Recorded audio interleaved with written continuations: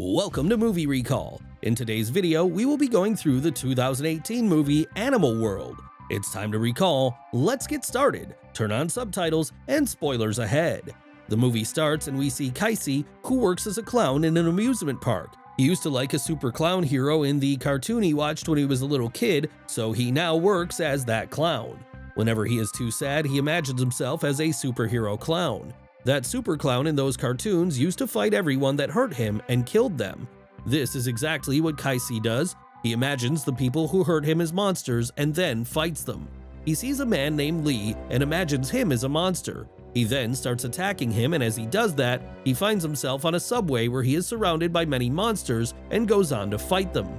This is when Lee calls to him yet again, and Casey comes out of his imagination. It turns out everything that he was doing was all his imagination. Lee is actually a friend and they sit together to talk. He goes on to tell Casey that there is a man who wants to sell his house at a very fair price, which is $6 million. Lee adds that he has $3 million, and to get another $3 million as a loan, he needs to give security. He asks Casey if he can put his apartment as a security. Casey right away goes on to say no, because this apartment is the only thing he is left with, and it was bought by his dad. Lee is persuasive. He goes on to tell Casey that once he buys the house, he is going to sell it and it is going to give them a lot of profit. So he gives Casey an offer saying they can split the profit. He then goes on to add that he can also get his mother treated once he has the money. Casey says that his mother is already being treated by Lou, and Lee taunts him at this, saying that he does not even have the money to date Lou. Casey then goes on to say that he is not dating her anyway, and Lee opens his box and shows him Lee's photo, implying that Casey has kept her photo in his box because he really likes her. After that, Casey makes his way to the hospital to see his mother. She is in a coma, and Lou is a nurse at the hospital who has been taking good care of her. We learn that Casey and Lou are good friends because they have been neighbors for a long time. When he is at the hospital, he sees a man being rude to Lou. He tries to stop that man, but he gets even ruder. This makes Casey very angry, and he starts beating up that man in front of all the patients. When the patients see this fight, they start panicking. When he is done fighting, he goes on to see that his mother has been shifted to a hallway. He is about to confront the head nurse about it, but stops himself when he realizes that it could jeopardize Lou's job. Lou is well aware of the financial condition of Casey, so she goes on to give him some money. He refuses to take money from her, but she insists and keeps it on the table near him. She then tells him that there are many patients with food poisoning coming in, which is why his mother has been shifted to the hallway. Once doctors are done treating those patients, she will be shifted back into a room. Casey goes on to tell Lou that if she can find a good boy, she should marry him. Lou, however, goes on to say that she has already found a good boy, but he does not seem to be ready to get married to her. Casey goes on to think a lot about everything and ends up deciding that he is going to keep his house as security for the loan Lee is going to get to buy that house. The next day, he does all the paperwork and puts on his mother's fingerprints. The contract he signs is in English, and he is not able to fully understand it. Lee then goes on to give this contract to a stranger named Ando. He then goes on to receive a voice note from Lee after a long time, and when he goes to his office to see him, he learns that Lee has been fired from his job. It happened 2 months ago when he was caught stealing from the company. He is really worried about his own money and house now. When he comes out, he is approached by Ando, who takes him to a gangster named Anderson. Anderson can only speak English, so he gives him an earpiece so that whatever Anderson says to him could get translated automatically. He then goes on to learn that Lee has screwed him over. Anderson tells him that Lee kept his apartment as security, but he has disappeared without paying them the loan. Since it is Casey's apartment, he is going to have to pay the loan to them, or they will take his apartment. He tells Casey that the loan he has to pay is now $8 million because of the interest that has been added to it.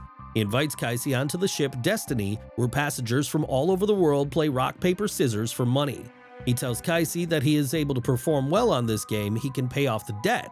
However, he adds that if Casey loses, he is going to have to bear very rough consequences for that. Casey has no other choice. He goes on to think about his sick mother and Lou. He decides to play the game and signs up right away. Casey then goes to the hospital where he again sees Lou.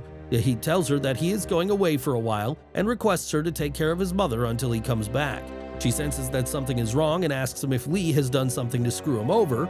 He does not answer the question. He tells her that if he is not back within a week, she should pull out his mother's life system, and he also tells her to move on.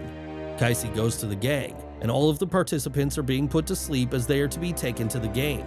He imagines himself as the super clown and fights all the bad guys out there, but the scene changes to reality and he is standing right there just waiting for his turn to be put to sleep.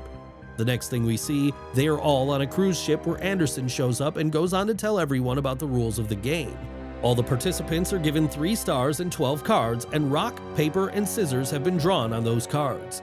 The game will go on for 4 hours, and the one who is able to save all 3 of his stars will be the winner at the end of the game. He says that the participant who loses all of the stars and the cards will be eliminated from the game right away.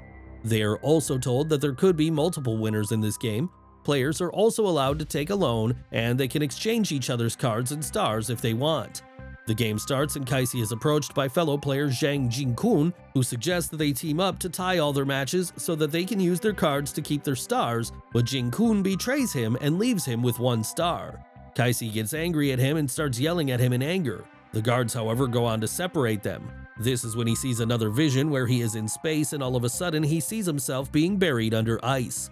When he comes back to reality, he sees that Lee is there. He starts hitting Lee and the guards again pull him away from Lee.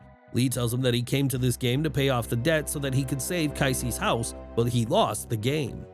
They then try to find players having no cards, but they have 2 stars. They try to make a deal with one player named Ming, but it does not go well.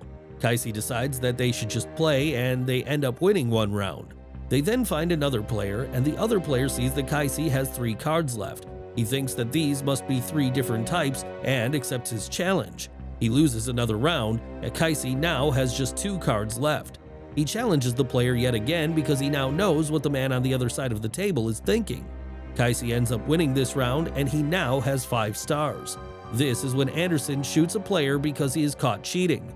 Kaisi realizes that the paper cards are going to be rare at the end of the game, so they should buy some rock cards because they will come in handy at the end of the game. He then buys 30 rock cards. He has 3 scissors and 4 paper cards too. Meng and Lee end up playing again, and both of them end up losing 1 star each.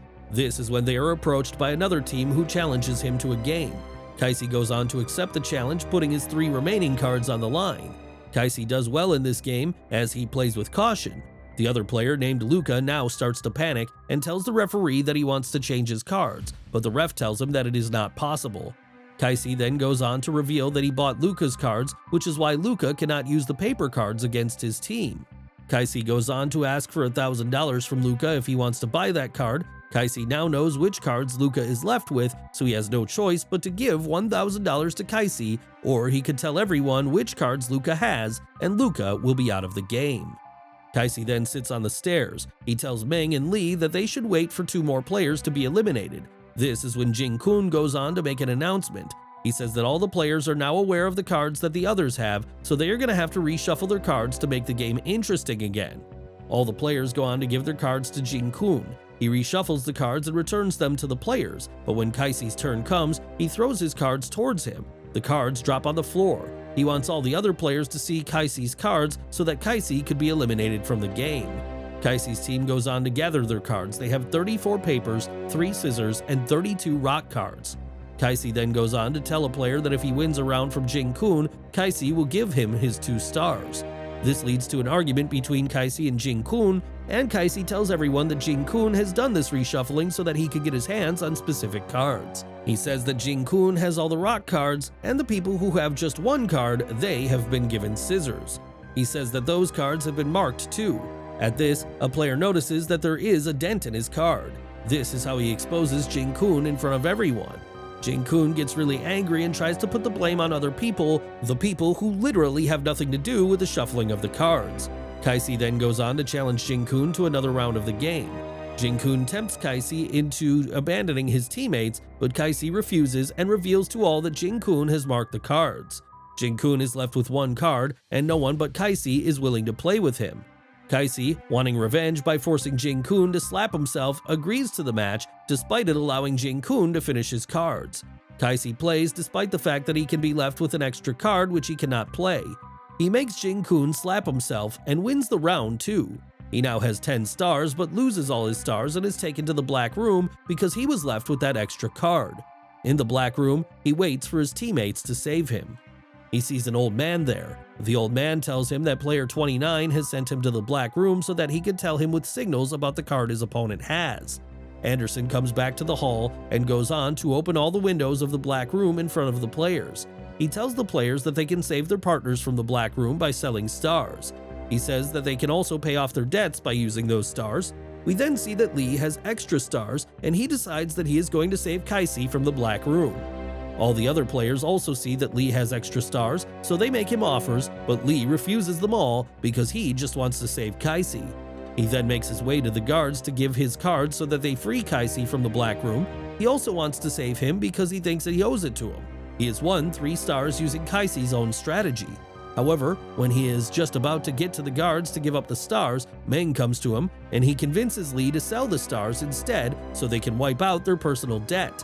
Lee has to pay a lot of debt, so he, of course, ends up deciding to leave Casey there. He comes to the window Casey stands in, and Lee asks Casey to forgive him, adding that he will take care of Casey's mother. He then sees other players paying a lot of money to save a man who is in the Black Room.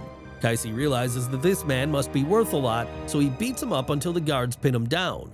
Casey, during the fight, steals a bandage from him. That bandage is full of diamonds, and those men out there actually wanted the diamonds, which is why they paid so much money to get that man out of the Black Room. Casey shows them the diamonds, and they now get him out because he has the diamonds. When he is out, he takes the money earned by his former teammates to pay for the freedom of another player, the old man, who was betrayed. Casey returns to Lou as a changed man. In an epilogue, Casey realizes that Anderson is the man who killed his father, and the movie comes to an end. Thanks for watching. Please like, subscribe, and click the bell icon to get new movie recaps.